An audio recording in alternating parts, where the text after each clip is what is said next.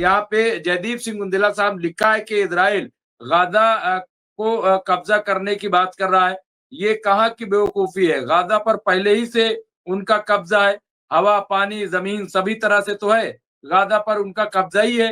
उनके ही जरिए जो है खाना पानी जाता है, वो चाहे तो बंद कर दे, और बंद कर रखा हुआ है।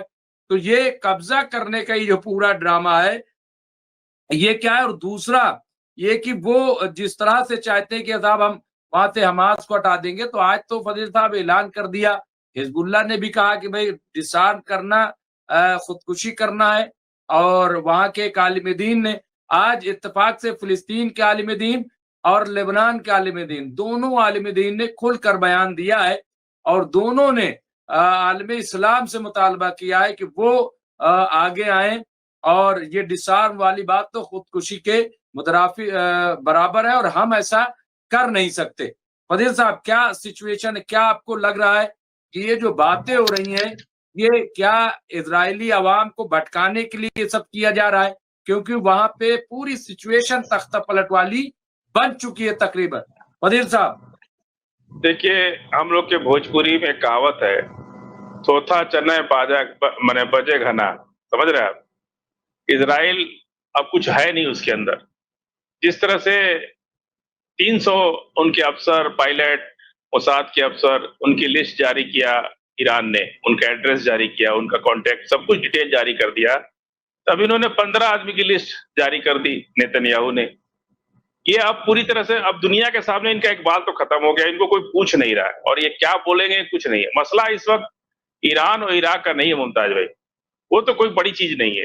कोई कार्यक्रम होता है या कोई दीन का काम होता है तो दुनिया भर के लोग इकट्ठा हो जाते हैं। मसला इस वक्त चल रहा है अफगानिस्तान और ईरान के बीच का।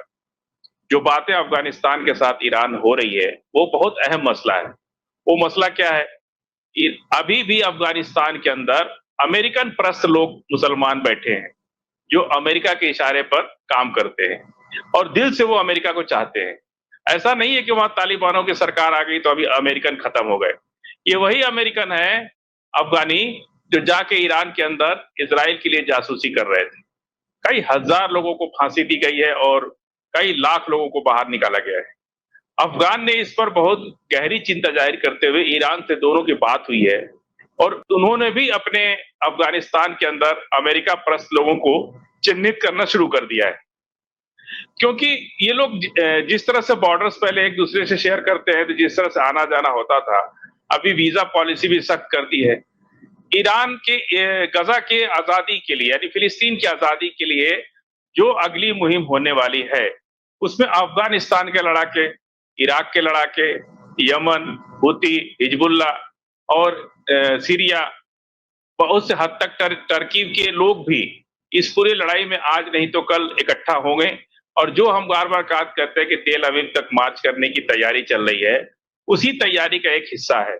आप ठीक है, अभी कोई दीनी काम के लिए लोग इकट्ठा हुए हैं, लेकिन कोई ना कोई तो बहाना चाहिए होता है ना इकट्ठा होने के लिए। तो अफगानिस्तान पूरी तरह से अब उसका पिक्चर साफ हो गया है। इस लड़ाई में वो पूरी तरह से आने वाला है और आ भी चुका है। 2 लाख जो लड़ाकों की सेना गजा के अंदर हो गई है, वो कहां से हो गई है? वो इराक के लड़ाके हैं, वो अफगानिस्तान से आए हुए लोग हैं, वो सीरिया से आए हुए लोग हैं, जॉर्डन से लोग आए हुए लोग हैं। ये तमाम लोग अंदर ही अंदर ये पूरी तैयारी कर रहे हैं और इस बात का अंदाजा नेतन्याहू को हो चुका है। इसीलिए वो कल तक तो बहुत धमका रहे थे कि हम पूरा गजा कब्जा कर लो। आज उनका थोड़ा नजरिया ढीला पड़ा, आज बातें भी थोड़ा ढीली किए। अब जो है अमेरिका, देखिए इजराइल जो है वो अमेरिका का एक गेटवे ऑफ अरब है, यानी अमेरिका खुद ना आकर के उसने अपना एक दूत बना करके इजराइल को 1947 से पूरे अरब पर कब्जा करने के लिए भेजा।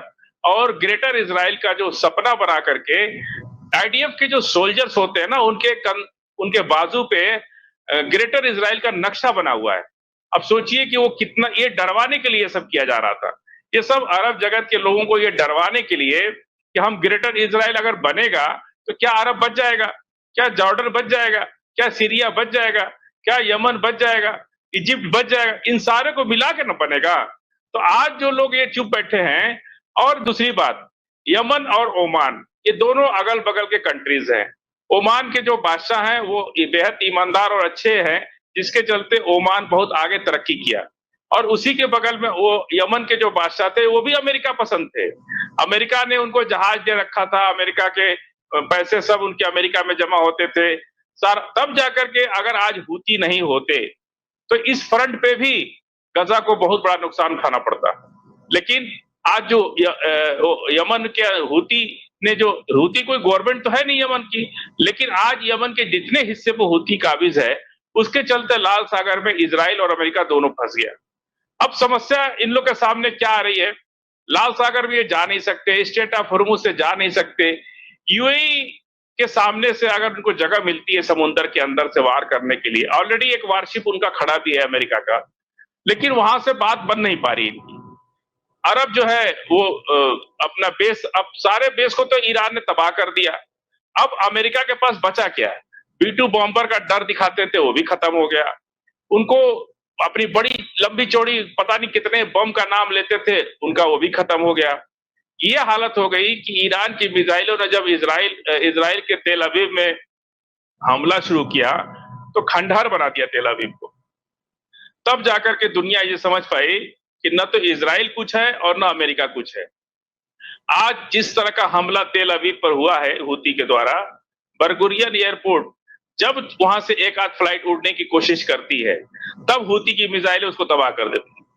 अगर उनका इजराइल आज की डेट में पूरी दुनिया का कोई भी कंट्री अगर इजराइल की मदद भी करना चाहेगा तो नहीं कर सकता, क्योंकि रास्ता नहीं है। जॉर्डन जाने देगा नहीं, अरब जाने देगा नहीं, इजिप्ट रफा बॉर्डर पे लोग बैठे हुए हैं और समुद्र रास्ते पर हूती का कब्जा है। आज सेटलर्स जो इजराइल के सेटलर्स हैं, वहां पे जो रफा बॉर्डर से ट्रक्स आ रहे थे तेल और आटा लेकर के, उनके टायर को पंक्चर करके उस गाड़ी को तबाह कर दिया। कई सौ गाड़ियों को आज पलट दिया गया। जो सेटलर्स हैं इनके इजरायली सेटलर्स जो फिलिस्तीन के अंदर है, इतनी इस हरकत पे ये लोग उतर चुके हैं कि इनकी ये हरकत ये गवाही दे रही है कि बेहद नीचे झुक चुके हैं ये लोग, घबराए हुए हैं, हताश और निराश हैं। किसी भी तरह से इनको लगता है कि अब हमारे सारे रास्ते बंद होते जा रहे हैं। इसलिए ये इस स्तर पे गिर चुके हैं कि एक आम इंसान की राहत सामग्री जो जा रही थी फिलिस्तीन और गजा के लोगों के लिए, उनको घेर करके उनका टायर पंक्चर किया गया और उसको गिरा दिया गया और सब डिस्ट्रॉय किया गया। इस तरह की हरकत, और ये कौन करवा रहा है?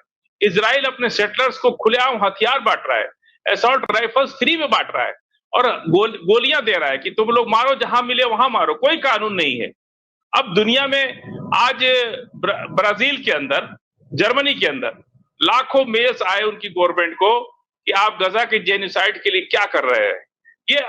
ये वो कंट्रियां हैं जो अमेरिका के कभी बहुत करीब हुआ करती थी। जब यूएन का वोटिंग का मामला था, फिलिस्तीन को अलग राष्ट्र बनाने का जब मामला था, तो ब्राजील ने भी फिलिस्तीन के वो खिलाफ वोट किया, अमेरिका के साथ वोट किया था, और कनाडा ने भी अमेरिका के साथ वोट किया था। आज वो सारे, फ्रांस ने भी उनके अमेरिका के साथ वोट किया था। उसमें से 5 कंट्री, 6 में से 5 कंट्री फिलिस्तीन को अलग राष्ट्र बनाने की मंजूरी नहीं दिया, अपने यहाँ जगह भी दे दिया कि तुम हमारे यहाँ दूतावास खोल लो। अब अमेरिका अकेले पड़ चुका है और इजराइल किसी काम का नहीं रह चुका है। अगर ये ईरान से, और ईरान पूरी तैयारी के साथ बहुत बड़ी तैयारी कर रहा है, वो इस हद तक तैयारी कर रहा है कि अगर इजराइल के साथ अमेरिका ने दोबारा कोशिश की तो इस बार ईरान की मिसाइलें कैलिफोर्निया पर भी गिरेंगी और अमेरिका के ऊपर भी गिरेंगी। जब कैलिफोर्निया पे ईरान की मिसाइल गिरेगी तब जाकर के अमेरिका भी सरेंडर होगा। और जो हाल आज इजराइल का हो गया है, आने वाले समय में अगर उनका अहंकार नहीं टूटा, मैं जब बार बार कहता हूं ना कि अमेरिका को बर्बाद करने के लिए किसी दुश्मन की जरूरत नहीं है, वो तो ट्रंप ही काफी है।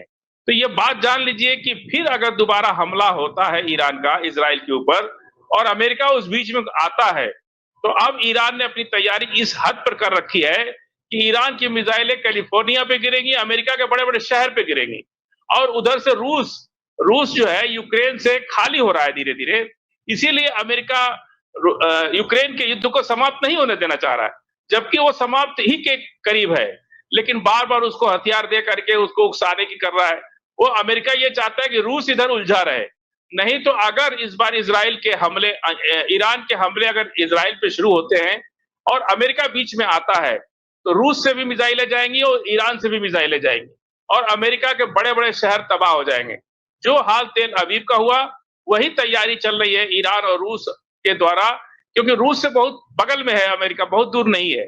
तो रूस और ईरान मिल करके अमेरिका का वो हाल करेंगे, इजराइल के साथ साथ कहते हैं ना कि बड़ा तो बड़ा, छोटे मियां सुभान अल्लाह। तो इजराइल तो जा ही रहा है, उसके साथ साथ अमेरिका भी अपने अंतिम दौर में अपनी तबाही देख लेगा। ये तैयारी पूरी तरह से ईरान कर चुका है। जी मुमताज भाई।